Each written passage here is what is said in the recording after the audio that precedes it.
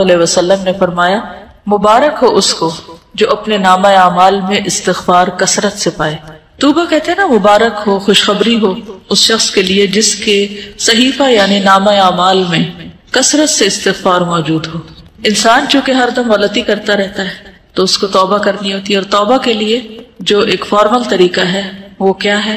استغفار کرنے کا، یعنی باقاعدہ بخشش مانگی جائے. ٹھیک ہے نا، اللہ سے بخشش مانگنا. تو جو شخص کثرت سے بخشش مانگتا ہے obviously اسی کے نامہ اعمال میں بہت زیادہ استغفار ملے گی. تو اگر آپ امیجن کریں کہ آپ کے ایک دن کے جو سارے اعمال ہیں یا ان کی جو کہانی ہے صبح سے شام تک کی، تو ہم سب دیکھیں کہ ہمارے نامہ اعمال میں ہمارے ایک دن کی ڈائری میں کتنی بار استغفار شامل ہوئی، ہم نے کتنی بار استغفار کیا. یعنی لفظ استغفر اللہ، یا اللہم اغفر لی، یا رب اغفر لی، یا اللہ مجھے معاف کر دے، کتنی بار کہا. کیونکہ جتنی بار کہیں گے اتنی بار ہی لکھا جائے گا. یعنی جتنی بار معافی مانگیں گے، استغفار کریں گے، وہی موجود پائیں گے. اور اس کے برعکس دیگر باتیں کتنی ہیں، یا کیا کیا چیز ہے اس میں. اصل بات یہ ہے کہ ہم فالتو باتوں کے اتنے عادی ہو چکے ہیں کہ جو کرنے کی بات ہے اس کے لیے وقت کم رہ جاتا ہے، کیونکہ وقت تو اتنا ہی ہے نا. تو آپ چاہیں تو اس میں اچھی باتیں کر لیں، استغفار کر لیں، اللہ کا ذکر کر لیں، یا کسی کو فائدہ پہنچانے کا کوئی کام کر لیں، اور چاہیں تو ادھر ادھر کی اپنی کہانیاں سناتے ہوئے وقت گزار دیں. کیونکہ بولنا تو ہم نے ہے ہی، وہ تو ہماری فطرت میں کہ ہم نے بولنا ہے. اور صبح سویرے بولنا شروع کر دیں. ذکر کا جو وقت ہے، جس وقت ساری کائنات یا زمین آسمان کی ہر چیز ایک طرح سے ذکر میں مصروف ہوتی ہے، چڑیا پرندے ہر چیز چہچہا رہی ہوتی ہے، اور دراصل کیا کر رہے ہوتے ہیں؟ اللہ کی تسبیح ہی کر رہے ہوتے ہیں. تو ہم تو اس وقت بھی باز نہیں آتے باتیں کرنے سے، فالتو باتیں. تو باقی دن تو پھر ہے ہی باتوں کا. تو ہم سب کو اپنا محاسبہ کرنے کی ضرورت ہے، اور اپنے لیے ایک سوال لکھ کے رکھ سکتے ہیں کہ میں نے آج کتنی بار استغفار کیا. نبی صلی اللہ علیہ وسلم کتنی بار کیا کرتے تھے؟ جی 70 سے 100 بار کیا کرتے تھے، اور وہ اللہ کے رسول تھے، اور ان کے اگلے پچھلے گناہ سب معاف کر دیے گئے تھے. اور ہمارا طرز عمل کیا ہے؟ وجہ یہ ہے کہ ہمیں اپنی غلطیوں کا احساس ہی نہیں ہے. کہ جب احساس ہوتا ہے، ایک تڑپ آتی ہے، ایک پریشانی ہوتی ہے، تو پھر انسان اس کے ازالے کی کوشش کرتا ہے نا. مثلا اگر کسی کے جسم میں کوئی بیماری ہو، جیسے کینسر ہوتا ہے، اور اس کو پتہ ہی نہ ہو کہ وہ بیمار ہے، تو کیا وہ علاج کرائے گا؟ نہیں کرے گا. حتیٰ کہ وہ مرض اس کے لیے کیا بن جاتا ہے؟ جان لیوا بن جاتا ہے. کیونکہ ہمیں غلطی کا اعتراف کر کے اس کی اصلاح کرنے کی بجائے کس چیز کی عادت ہے؟ اپنے آپ کو جسٹیفائی کرنے کی، کہ جو ہم سوچ رہے ہیں، جو ہم کر رہے ہیں وہ بالکل ٹھیک ہے. ہر چیز کی کوئی نہ کوئی تعویل کر لیتے ہیں. تو جب غلطیوں کی تعویل کرتے چلے جائیں گے تو پھر نتیجہ کیا نکلے گا؟ پھر توبہ کی توفیق نہیں ہوگی، توبہ کے لیے شعوری کوشش نہیں ہوگی، اور جب وہ کوشش نہیں ہوگی تو استغفار کہاں سے کریں گے؟ اور پھر وہ کریں گے نہیں تو نامہ اعمال میں کہاں سے آئے گا؟ اور اگر نہیں آتا تو پھر وہ مبارک کس کے لیے اور خوشخبری کس کے لیے؟ تو ہر چیز دوسرے کے ساتھ ریلیٹڈ ہے نا، ایک عمل دوسرے عمل کے ساتھ ایک چین ہوتی ہے پوری. تو جو بخشش مانگتا ہے اور ندامت کے آنسو گرتے ہیں اس کے، اور وہ کہتا ہے کہ اللہ تو مجھے معاف کر دے، تو اس کے لیے اللہ کا پھر وعدہ ہے کہ اللہ اسے معاف کرے گا. حدیث میں آتا ہے رسول اللہ صلی اللہ علیہ وسلم نے فرمایا، شیطان نے اپنے رب عز و جل سے کہا، مجھے تیری عزت اور جلال کی قسم، میں تیرے بندوں کو اس وقت تک گمراہ کرتا رہوں گا جب تک ان کے جسم میں روح رہے گی. یعنی جب تک مر نہیں جاتا بندہ، روح نکل نہیں جاتی، اس وقت تک ابلیس اپنا کام نہیں چھوڑتی. کہتا میں کرتا رہوں گا گمراہ. اور اللہ عز و جل نے فرمایا، مجھے اپنی عزت اور جلال کی قسم، جب تک وہ مجھ سے معافی مانگتے رہیں گے میں انہیں معاف کرتا رہوں گا. لیکن دیکھیے ہم تھوڑی سی ہمیں تکلیف ہو جاتی ہے، سر دردی ہو جاتا ہے، بخار ہو جاتا ہے، تو کیا اس میں ہماری ہمت توفیق باقی رہتی ہے کہ ہم پھر بھی استغفار کرتے رہیں، یا دعا مانگیں، یا کوئی ذکر کریں؟ عموماً کیا ہوتا ہے جب ایسی کیفیت ہوتی ہے؟ ہم سب کچھ بھول جاتے ہیں. لوگوں سے بات کرنا، کچھ پڑھنا، کوئی کام کرنا، ہر چیز ایک بوجھ لگتا ہے، کچھ بھی نہیں کرنا چاہتے. پھر ہم بخاری کی روایت میں آتا ہے، اے عائشہ مجھے تمہارے بارے میں اس طرح کی خبریں ملی ہیں، اگر تم واقعی اس معاملے میں پاک و صاف ہو تو اللہ تمہاری پاکی بیان کر دے گا، لیکن اگر تم نے کسی گناہ کا ارادہ کیا تھا تو اللہ کی مغفرت چاہو، استغفار کرو، اس کے حضور توبہ کرو. کیونکہ بندہ جب اعتراف کر لیتا ہے اور پھر اللہ کی بارگاہ میں استغفار کرتا ہے تو اللہ اس کی توبہ قبول کر لیتا ہے. دیکھیے جب بھی کسی پر کوئی الزام لگتا ہے تو دو میں سے ایک صورتیں ہوتی ہیں. ایک یہ کہ وہ شخص مجرم نہیں ہوتا، اس نے جرم نہیں کیا ہوتا، اور دوسرا یہ کہ اس نے یا کیا ہوتا ہے یا اس کا ارادہ کیا ہوتا ہے. دو میں سے ایک ہی چیز ہے.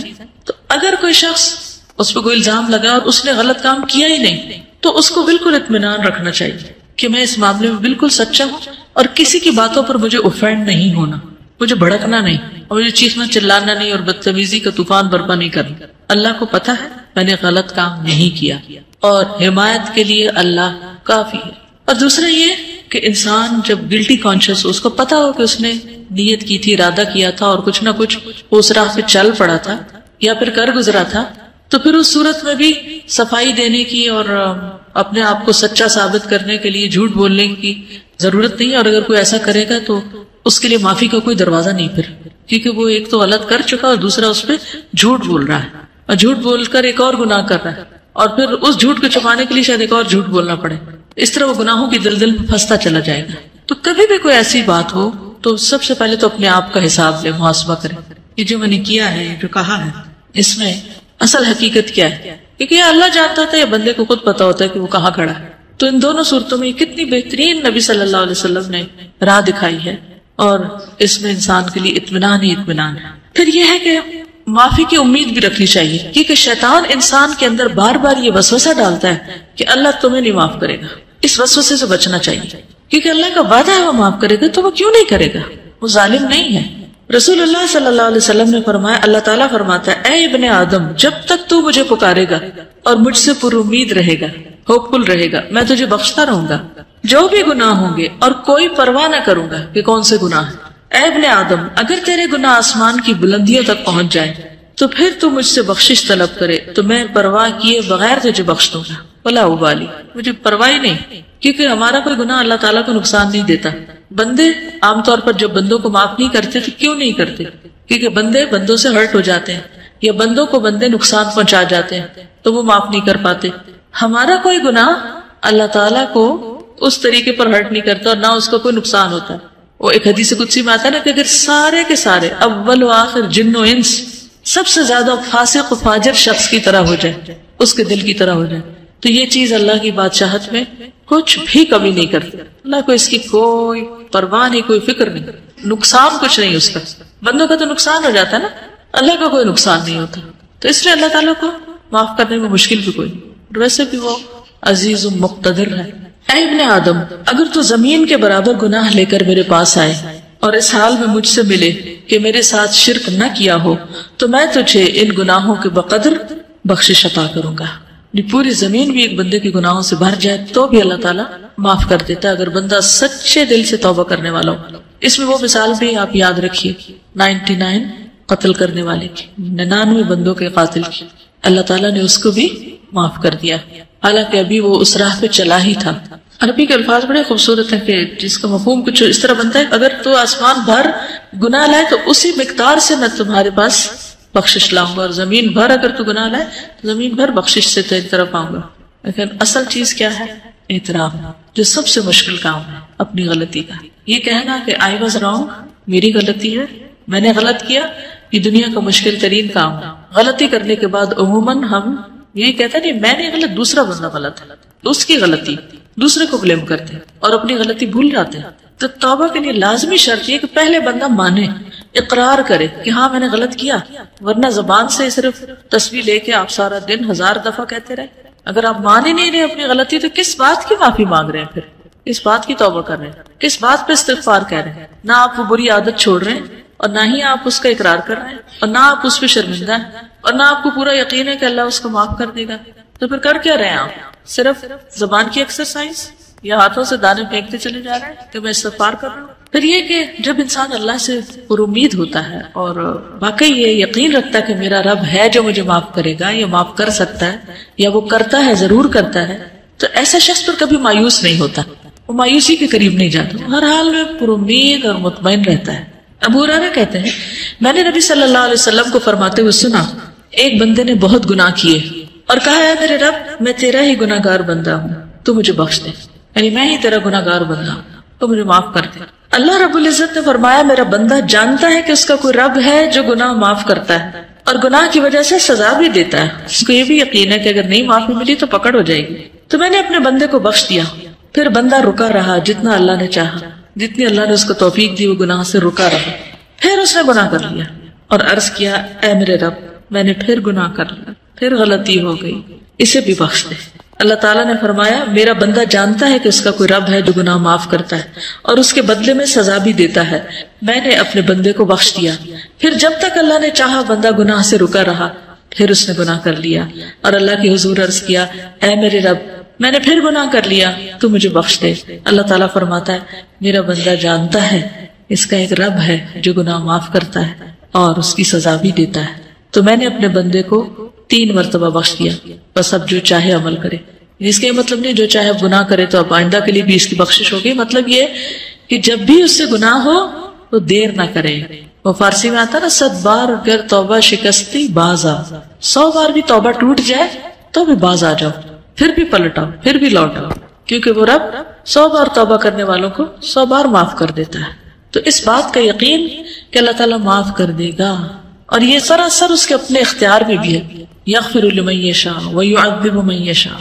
رونا کس بات پہ آنا چاہیے کہ اللہ یہ سب تیرا فیصلہ ہوگا، اگر تو نے معاف نہ کیا تو میرے پاس تو کوئی اور دروازہ نہیں کہ میں وہاں جا کے معافی مانگوں، تجھے کو معاف کرنا ہے اور تو معاف کر دے. تو اس کے لیے تڑپنا بھی چاہیے، یعنی اس کو کھیل نہیں بنا لینا چونکہ اللہ نے معاف کر دینا اس لیے گناہ کر لو اور کرتے چلے جاؤ. کیا پتا کہ توبہ کی توفیق بھی پھر ہوتی ہے یا نہیں. اس امید پہ گناہ نہیں کرنے چاہیے، ہمیشہ اعتراف کی روش پہ چلتے جانا چاہیے. نبی صلی اللہ علیہ وسلم نے لوگوں کو استغفار کی ترغیب بھی دلائی ہے متعدد بار. مثلا ایک بار آپ نے فرمایا قسم اس ذات کی جس کے قبضہ قدرت میں میری جان ہے، اگر تم گناہ نہ کرتے تو اللہ تعالیٰ تمہیں لے جاتا اور ایسے لوگوں کو لاتا جو گناہ کرتے پھر معافی مانگتے تو اللہ ان کو معاف کر دیتا، کیونکہ اللہ تعالیٰ کو معاف کرنا پسند ہے. انسانوں کو معاف کرنا پسند نہیں، انسان معاف کرنا پسند نہیں کرتے، لیکن اللہ تعالیٰ معاف کرنے سے محبت رکھتا ہے، وہ معاف کرنا چاہتا ہے. شرط یہ ہے کہ کوئی شخص واقعی پھر معافی مانگے. اب آپ دیکھیے کہ غلطی کس سے ہوتی، غلطی کون کرتا ہے. عام روزمرہ زندگی میں دیکھیے کون غلطی کرتا ہے، جو عمل کرتا ہے، جو کوئی کام کرتا ہے. جو کچھ کرے گا اس سے ہی غلطی ہوگی نا، جو کام ہی نہیں کرے گا اس سے کیا غلطی ہونی ہے. ویسے برتن کس سے ٹوٹتا ہے، جو برتن استعمال کرتا ہے، اور جس نے صرف سجا کے رکھے ہوئے الماری میں اس سے تو نہیں ٹوٹیں گے، اس کے تو بچے رہیں گے. اسی طرح باقی غلطیوں پر بھی آپ نظر ڈالیے. انسانوں کے حق میں بھی ہم سے غلطیاں کب ہوتی ہیں، جب ہم ان سے تعلق رکھتے ہیں تو پھر ہم سے غلطیاں ہو جاتی ہیں. اور اگر ہم تعلق ہی نہ رکھیں کسی سے، مثلا ایک شخص جس وقت سڑک پر جا رہا ہو اس سے ہماری کوئی ناراضگی ہے، ہم نے اس کو کوئی نقصان کیا یا اس کو کوئی دل دکھایا نہیں، کیوں؟ کوئی تعلق ہی نہیں ہمارا اس سے. لیکن اپنی بہن سے پوچھئے، اپنی امی سے پوچھئے، اپنے بھائی سے پوچھئے، اپنے ہسبینڈ سے پوچھئے، اپنے بچوں سے پوچھئے، وہ کیا کہیں گے؟ ان کے پاس ہوں گے آپ کے لیے شکایتیں آپ کے خلاف، یا آپ سے کبھی نہ کبھی ہرٹ ہوئے ہوں گے. کیوں؟ کیا وجہ؟ کیونکہ ان سے تعلق ہے آپ کا. تو اللہ تعالیٰ کو کیسے بندے پسند ہے؟ وہ جو کسی سے تعلق نہ رکھے اور سب سے کٹ کے ایک طرف بیٹھ جائے اور کوئی غلطی نہ کرے، نہ کسی کو ہرٹ کرے، نہ کسی سے کوئی معاملہ کرے، وہ پسند ہے. کون لوگ زیادہ بہتر ہیں؟ جو لوگوں سے ملتے جلتے رہے اور ان کی طرف سے پہنچنے والی تکلیفوں پر درگزر کریں، وہ زیادہ بہتر ہے بنسبت اس کے کہ نہ وہ کسی سے بات کرے نہ کسی کو ہرٹ کرے. تو جب آپ کسی سے معاملہ کریں گے تو ایک دوسرے کی کوئی بات بری بھی لگ جائے گی. اچھا، انسانی نفس بڑا عجیب ہے، بعض اوقات بلا وجہ کسی کی بات بری لگ جاتی ہے اور بعض اوقات کسی کی بڑی بڑی بات کی پرواہ نہیں ہوتی ہے نا ایسے. تو پھر تو ہم نے اپنے آپ کو بھی نہیں سمجھا، ہم خود بھی کسی ایک چیز پر نہیں، ہم تو اپنے لیے بھی معمہ ہیں تو دوسروں کے لیے تو ہے ہی ہے. تو اس لیے کبھی کوئی ہمارے بارے میں مس انڈرسٹینڈ کر جائے تو اس کو ایشو نہ بنائے، ٹھیک ہے؟ تو ایزی رہیں گے، ہین لین سہل قریب. تو ایزی رہنے میں آسانی یہ ہے کہ پھر انسان نہ دوسروں پہ بوجھ ہوتا ہے اور نہ دوسرے اس پہ بوجھ ہوتے ہیں. کسی کو ٹکر لگ جائے، کسی کی کچھ خرابی ہو جائے تو سوری کر لیں، بات ختم، اور چلتے چلے جائیں، آگے بڑھتے جائیں. کرنا اس کے علاوہ کوئی چارہ نہیں اور کوئی طریقہ نہیں کہ آپ زندگی میں پروگرس کر سکیں. آگے بڑھنے کے لیے معاف کرنا ہی پڑے گا، بھولنا ہی پڑے گا. دوسروں کی غلطیاں ایسی چیز نہیں ہوتی کہ جن کو آپ یاد رکھیں، ٹھیک ہے نا؟ یہ یاد رکھنے کی چیزیں نہیں ہیں، لیکن عموماً ہم یاد رکھنے والی چیزیں تو بھول جاتے ہیں، ان میں تو ہمارا حافظہ خراب ہے. اور جو یاد نہیں رکھنا چاہیے وہ ہم بھولتے نہیں، کیونکہ ہم بھولنے دیتے نہیں، ان کی گرہ باندھ کے رکھتے. تو اگر آپ کو بہت ہی شوق ہے کچھ یاد رکھنے کا تو کوئی اچھی چیزیں یاد رکھ لیں تو خود بھی خوش رہیں گے، دوسروں کو بھی خوش رکھیں گے. اسی لیے ہمیں کچھ ڈھنگ کی چیزیں یاد ہی نہیں رہتی کیونکہ ہمارا دماغ کس میں الجھا رہتا ہے. ویسے کتاب آپ کے آگے رکھی ہوئی ہے، صبح ٹیسٹ بھی ہے اور تو سبق یاد نہیں ہو رہا، کیا وجہ ہے؟ پوچھا کرے رک کر، کیا مسئلہ کیا ہے، کیوں ایسا ہو رہا میرے ساتھ؟ تو کوئی نہ کوئی الجھن ہوگی آپ کے دماغ میں جو اتنی آپ کو الجھائے ہوئے ہوگی کہ آپ کی نظریں بھی الفاظ پہ نہیں ٹک رہی ہوں گی. تو کرنا کیا چاہیے ایسے میں جب آپ کو کوئی چیز اتنا زیادہ ڈسٹرب کر دے؟ پھر ہوتے جانا چاہیے. کیا کریں گے؟ اس شخص کے جس نے 99 قتل کیے تھے اسے کیا سجیسٹ کیا تھا؟ جگہ تبدیل کر لو. جی نیک لوگوں کی بستی میں چلے جاؤ. تو ہم کیا کر سکتے ہیں؟ اصل نہیں پڑھی جا رہی نا بات، تو آپ اس وقت بند کر دیں کتاب، اٹھ کے کچھ اور کرنے چلے جائیں. 5 منٹ لے لیں، 10 لے لیں، کچھ اور کام کر لیں. اتنا میں خوب دماغ خالی سوچ بھی لے گا اور جو کچھ اس میں آ رہا ہے اس الجھاؤ کا کوئی سلجھاؤ ہو بھی جائے گا، اور پھر واپس پلٹ آئے، پھر آ کے فریش کام شروع کر دیں. یہ اس وقت کوئی ایسا کام لے لیں کہ جس میں بہت زیادہ آپ کو ذہنی یکسوئی نہ چاہیے، تھوڑے سے اڑ جائے وہاں سے، اس جگہ کو چھوڑ دیں.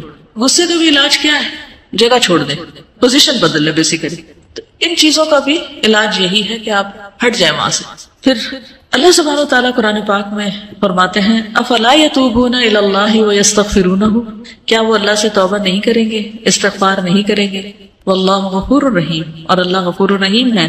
نبی صلی اللہ علیہ وسلم کو حکم دیا گیا واستغفر اللہ ان اللہ کان غفور الرحیم، اور اللہ سے بخشش طلب کیجیے، اللہ تعالیٰ یقیناً بہت بخشنے والا، رحم فرمانے والا ہے. سب لوگوں کو حکم دیا گیا توبوا الی اللہ جمیعا، اور وان استغفروا ربکم ثم توبوا الیہ. سورۃ ہود میں ہود علیہ السلام نے اپنی قوم کو کہا تھا کہ اپنے پروردگار سے معافی مانگو اور اس کے حضور توبہ کرو. پھر نوح علیہ السلام نے بھی کہا فقلت استغفروا ربکم انہ کان غفارا یرسل السماء علیکم مدرارا. ہود علیہ السلام نے کہا وَيَا قَوْمِ اسْتَغْفِرُوا رَبَّكُمْ ثُمَّ تُوبُوا إِلَيْهِ. شعیب علیہ السلام نے کہا وَاسْتَغْفِرُوا رَبَّكُمْ ثُمَّ تُوبُوا إِلَيْهِ. نبی صلی اللہ علیہ وسلم نے اپنی قوم کو استغفار سکھائی نہیں، اپنے لوگوں کو. نبی صلی اللہ علیہ وسلم کے پاس جب کوئی آ کے یہ کہتا ہے یا رسول اللہ صلی اللہ علیہ وسلم جب میں اپنے پروردگار سے دعا کروں تو کیا کہا کروں؟ تو آپ نے فرمایا کہو اللہم اغفر لی وارحمنی واہدنی وارزقنی، اے اللہ مجھے معاف کر دے، مجھ پر رحم فرما، مجھے ہدایت دے، مجھے رزق دے. اس کے بعد آپ نے انگوٹھے کو نکال کر باقی 4 انگلیوں کو بند کر کے فرمایا یہ 4 چیزیں دنیا اور آخرت دونوں کی جامع ہیں. یعنی جس کو یہ 4 چیزیں مل گئی اس کو دنیا آخرت سب کچھ مل گیا. 2 سجدوں کے بیچ میں ہم یہ دعا پڑھتے ہیں، ٹھیک ہے؟ تو تھوڑا شعوری طور پر پڑھنے کی کوشش کریں کیونکہ اس میں دنیا اور آخرت کی بھلائیاں ہیں اس دعا میں. اور ویسے بھی دعا کرتے وقت اگر انسان استغفار کرتا ہے تو ایک طرح سے پہلے اس کے گناہ دھل جاتے ہیں، پھر اس کے بعد اللہ کا قرب مانگتا ہے، اللہ کی محبت مانگتا ہے، باقی چیزیں مانگتا ہے. تو یہ ایسے ہی ہے کہ جیسے انسان پہلے نہائے دھوئے پھر خوشبو لگائے، ٹھیک ہے؟ نبی صلی اللہ علیہ وسلم اسلام قبول کرنے والے کو سب سے پہلے استغفار سکھاتے تھے. یہ صحیح مسلم کی روایت ہے.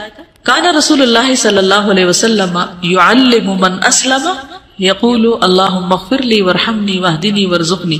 ٹھیک ہے؟ جب کوئی مسلمان ہوتا تو آپ اس کو یہ کلمات سکھاتے کہ یہ مانگو. پھر ایمان والوں کی صفت بھی یہی ہے وبالاسحار ہم یستغفرون والمستغفرین بالاسحار، سورۃ آل عمران میں آتا ہے. خاص طور پر عورتوں کو استغفار کا حکم دیا گیا. حدیث یاد ہے کسی کو؟ اور کیوں دیا گیا؟ صحیح مسلم کی روایت ہے رسول اللہ صلی اللہ علیہ وسلم نے فرمایا اے عورتوں کے گروہ صدقہ کرتی رہا کرو اور کثرت سے استغفار کرتی رہا کرو. یعنی ہم خواتین کو اور بھی زیادہ استغفار کی ضرورت ہے کیونکہ میں نے دوزخ والوں میں زیادہ تر عورتوں کو دیکھا ہے. ان عورتوں میں سے ایک عقل مند عورت نے عرض کیا کہ ہمارے کثرت سے دوزخ میں جانے کی وجہ کیا ہے؟ ان سے سوال کیا. آپ نے فرمایا تم لعنت کثرت سے کرتی، یعنی لعن تان، دوسروں کو بلیم کرنا، دوسروں کو برا بھلا کہنا، اور اپنے خاوند کی ناشکری کرتی. ناشکری بھی نا ایک عادت ہوتی ہے، کسی حال پہ راضی نہ ہونا، کسی کا احسان نہ ماننا. پھر اسی طرح یہ ہے کہ ہمیں صرف اپنے لیے نہیں دوسروں کے لیے بھی استغفار کرنی چاہیے. وہ بھی ہم نماز میں کرتے ہیں، اسے بھی تھوڑا سا شعور کے ساتھ کیجیے. کیا کہتے ہیں؟ ربنا اغفر لی ولوالدی وللمؤمنین یوم یقوم الحساب. ٹھیک ہے. خصوصاً جب کوئی فوت ہو جائے تو اس کی بخشش کی دعا کرنی چاہیے. نجاشی جب فوت ہو گیا تھا تو نبی صلی اللہ علیہ وسلم نے صحابہ سے کہا تھا کہ استغفروا لاخیکم، اپنے بھائی کے لیے استغفار کرو، یعنی اس کی مغفرت کی دعا کرو. حسن بصری کہتے ہیں کثرت سے استغفار کرو، اپنے گھروں میں، اپنے دسترخوانوں پر، اپنے راستوں میں، بازاروں میں، مجلسوں میں، جہاں بھی تم ہو. تمہیں نہیں معلوم کہ کہاں بخشش نازل ہو جائے، کہاں اللہ تعالیٰ بخش دے. کیونکہ حدیث ہے نا توبہ، یعنی خوشخبری کس کے لیے؟ لمن وجد فی صحیفتی استغفارا کثیرا، جس کے صحیفے میں، جس کے اعمال نامے میں کثرت سے استغفار. تو پھر ہر موقع پہ، ہر مجلس میں، ہر جگہ انسان کرتا رہے، اور پھر برائی کرتے ہی ساتھ ہی کر لے. لیکن صرف برائی کرتے ہی نہیں، نیکی کے بعد بھی، نیکی کا کام کر کے بھی. کیوں؟ وہ کیوں؟ جیسے نماز کے بعد ہم سلام پھیرتے ہیں نا تو سب سے پہلے کیا کرتے ہیں؟ اللہ اکبر، استغفر اللہ. واہ، کیوں؟ آپ نماز کے اندر بھی غلطیاں ہوتی ہیں، نماز کا حق ہی ادا نہیں کرتے. اور شابش نیک کام کرتے ہوئے ہو سکتا نیت میں کوئی خرابی ہوگی، اور تکبر سے بھی بچتا ہے انسان کہ ہم اس کا حق ادا نہیں کر پائے، یا اللہ تو معاف کر دے، ہمیں جو کرنا چاہیے وہ ہم نے نہیں کیا، اس سے ایروگنس نہیں آئے گی کہ ہم نے بہت کچھ کر لیا، جو کرنا چاہیے تھا وہ کر نہیں پائے۔ ما عبدناک حق عبادتک، فرشتے کہیں گے نا، اور حقیقت بھی یہی ہے نا، ہم میں سے کون سیٹسفائیڈ اپنے کاموں سے کہ میں تو بہت اچھے کر رہا ہوں، یہ دھڑکا لگا رہتا ہے کہ کل جب کھلے گا اعمال نامہ تو پتہ نہیں کون سا کام کس کوالٹی کا نکلے گا اس میں سے۔ اول تو نیکیاں کرتے ہی کام ہے، جو کر لیتے ہیں ان کو خراب بہت زیادہ کر دیتے ہیں، مختلف چیزوں سے ان کو ستیہ ناش بھی کرتے ہیں یا ان کی شکل بگاڑ دیتے ہیں۔ تھوڑا سا کام کر لیتے ہیں تو بس چین نہیں پاتے جب تک لوگوں کو بتا نہ بیٹھے کہ یہ میں نے کیا تھا۔ یہ جیسے ابھی بات یہ تھی نا کہ اگر کوئی بات کر رہا ہو تو میں تو پہلے سے ہی کرتا ہوں، مجھے تو پہلے ہی پتا ہے، یہ تو میں پہلے سے جانتا ہی ہوں، یہ تو مجھے آتی ہے، یہ میں نے تو کیا تھا۔ عموماً کیا جملے ہوتے ہیں، ہاں